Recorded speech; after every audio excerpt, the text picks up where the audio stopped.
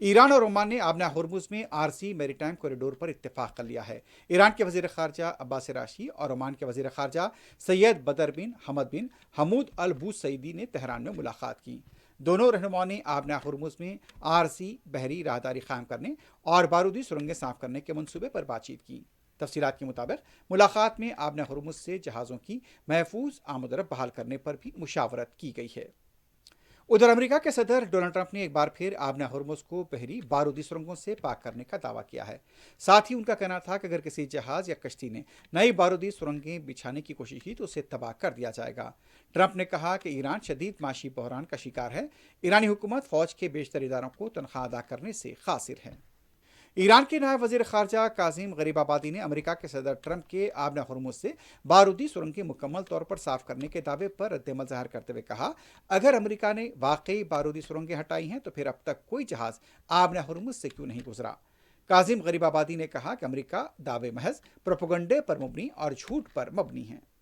امریکی بحریہ کا طیارہ بردار بحری جہاز you S S Abraham Lankan Iran جنگ کے دوران مشرق وسطی میں طویل تعیناتی کے بعد آئندہ ہفتے تھائی لینڈ پہنچے گا۔ تقریباً 5,000 امریکی بحریہ اور میرین اہلکاروں کو طویل بحری سفر کے بعد آرام کا موقع دیا جائے گا۔ U S S Abraham Lincoln 21 نومبر 2025 کو سین ڈیگو سے روانہ ہوا تھا اور تقریباً 250 دن سے زائد اور طویل تعیناتی کے بعد رواں ماہ مشرق وسطی سے واپس ہو گیا تھا۔ اسلام آباد کے ایک ہاسپٹل کی نرسری میں آگ لگنے سے 15 نومولود بچوں کی جان چلی گئی ہے۔ ذرائع کے مطابق آگ نرسری میں ایئر کنڈیشن کمپریسر پھٹنے سے لگی، جس سے نرسری میں موجود 15 نومولود بچے جاں بحق ہو گئے۔ ریسکیو ذرائع کا کہنا ہے کہ ہاسپٹل کے نرسری میں آگ صبح 6:45 پر لگی۔ ہاسپٹل کے حکام کا کہنا تھا کہ آگ لگنے کے وقت نرسری میں 16 بچے تھے۔ آگ لگنے سے 15 بچے جاں بحق ہوئے ہیں، جبکہ ایک بچے کو بچا لیا گیا۔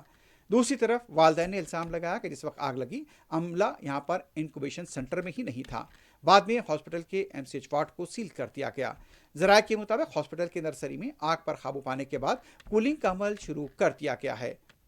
کینیڈا کا کہنا ہے کہ وہ امریکی محصولات ٹیرف کا ڈالر کے بدلے ڈالر کی بنیاد پر مؤثر جواب دے گا اور امریکی سیاٹل ڈیری مصنوعات، گھریلو آلات اور دیگر کئی اشیاء پر جوابی ٹیکس عائد کرے گا۔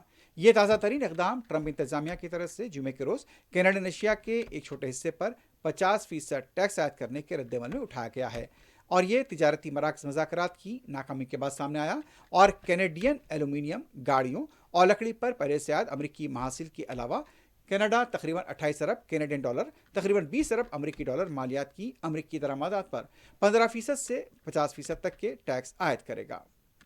امریکہ کا فوجی ہیلی کاپٹر ریاست کولوراڈو میں گر کر تباہ ہو گیا ہے۔ تفصیلات کے مطابق بلیک ہاک ہیلی کاپٹر کی مالیت 30 سے 33 ملین ڈالر تھی۔ حادثہ کینٹا میں فورٹ کیمبل کے قریب پیش آیا۔ حادثے کی وجہ معلوم نہیں ہو پائی۔ طیارے میں 4 اہلکار سوار تھے، تاہم کسی طرح کا جانی نقصان کی اطلاع نہیں ملی ہے۔ امریکی میڈیا کے مطابق تربیتی مشق کے دوران حادثے کا شکار اس طیارے کا ملبہ جنگل میں تلاش کر لیا گیا ہے۔